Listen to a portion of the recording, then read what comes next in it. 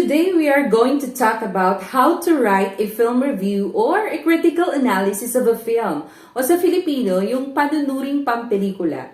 If you are a senior high school student or a college student, a teacher, this may help.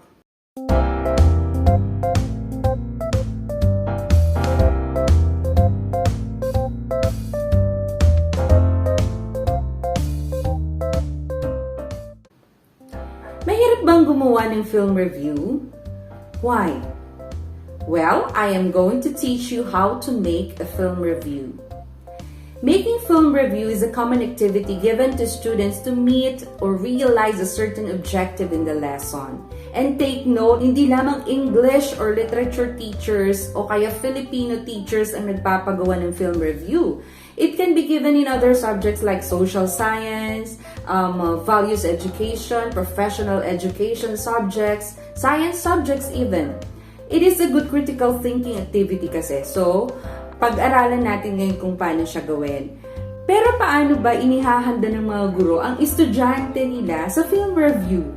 Bakit sila nahihirapan? Samantalang kayang-kaya naman nilang manood ng ilang episodes ng K-drama, anime, Netflix series or movies, local series or movies. The answer maybe is the students are not taught properly or oriented enough on how to do it. Minsan nagbibigay lang yung teacher ng link or copy ng movie, then the teacher instructs them to make a film review. Ayan. Ngayon ang mangyayari, mangangapa yung estudyante.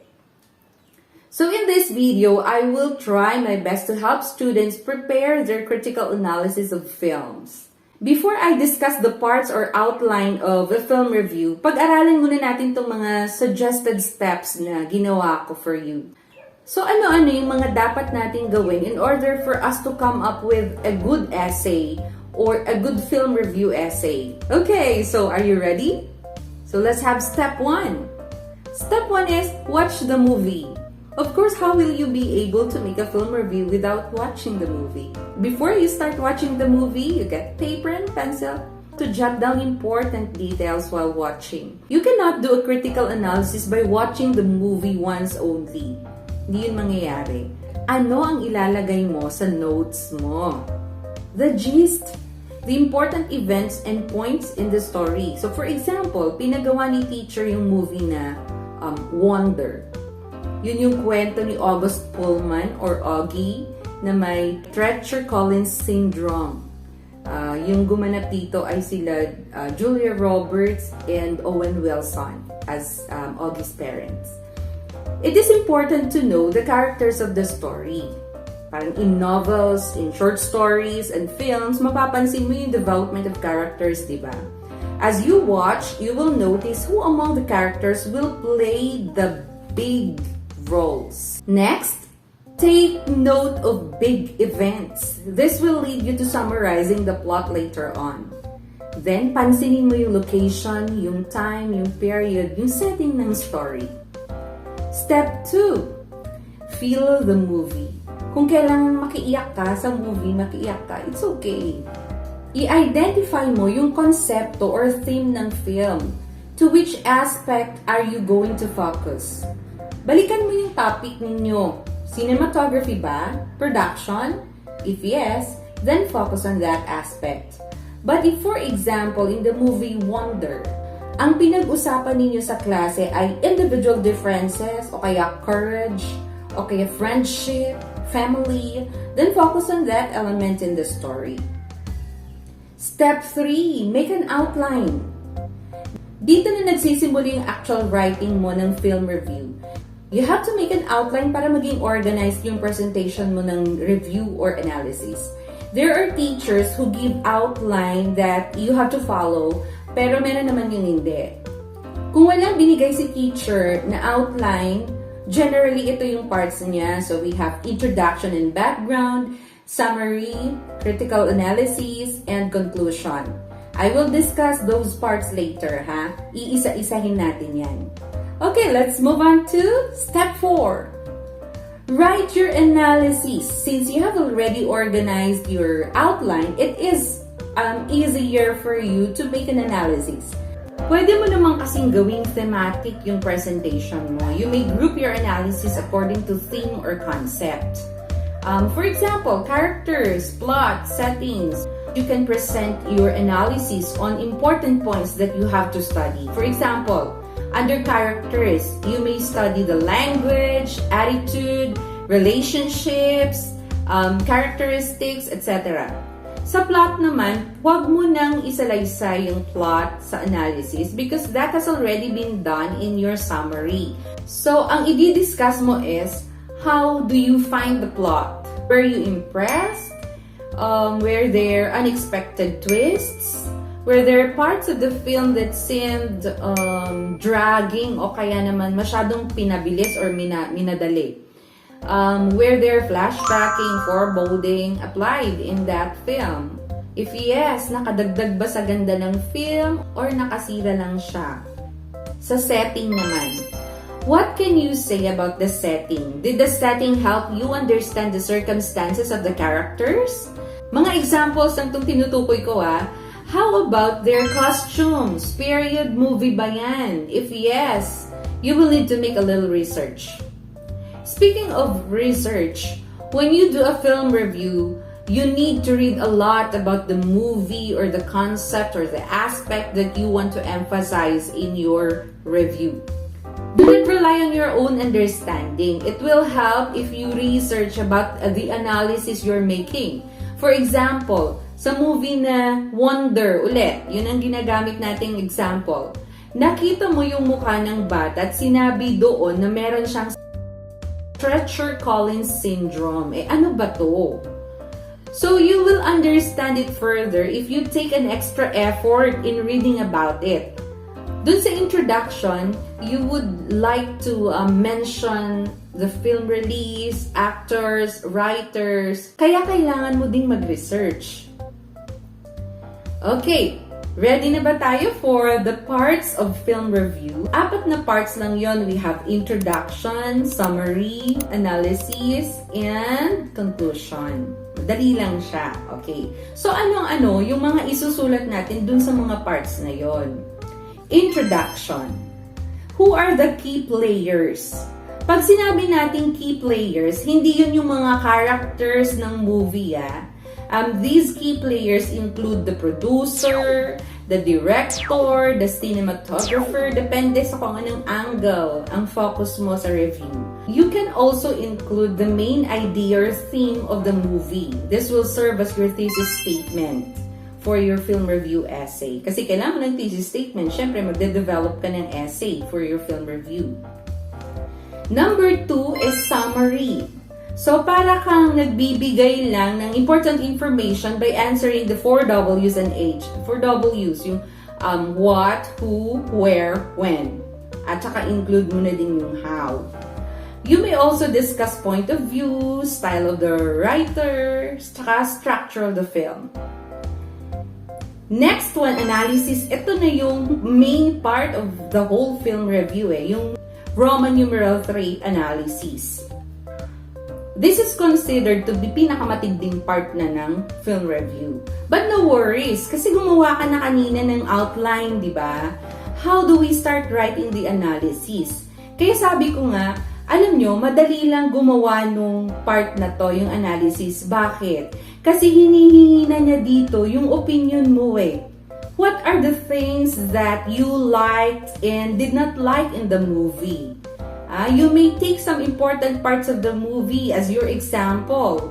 Your analysis should focus on determining whether the film is easy to understand. Properly focused ba siya? Is it interesting? Properly concluded? Is it authentic, clear, and meeting its purpose? Mahaba-haba din ang analysis, ang part na to kasi your ideas will be written in paragraphs and while stating those paragraphs, kailangan mo ding samahan siya ng evidence mula sa movie.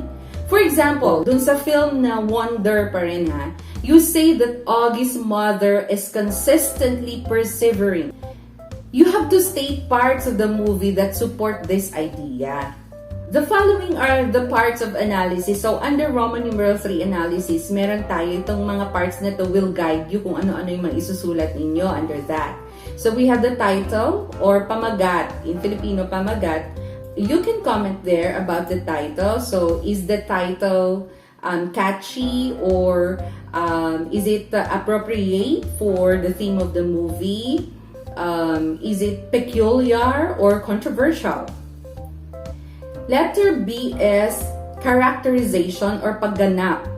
Okay, i-enumerate mo na dito yung characters who play important roles in the movie. You have to describe the roles, or you have to tell the characteristics of this character in the movie, his attitude, language, intentions. Pwede mo nang ilagay yung mga yon. And then, letter C, we have theme or tema. What is the dominating theme of the movie? Kasi yung nagiging problema ng estudyante dito ay kung marami siyang nakitang konsepto sa movie. The strategy here is to decide kung ano sa mga konseptong nakita mo ang pinaka-powerful at dominating. Baka kasi pwedeng yung mga concept na nakita mo can be under one theme.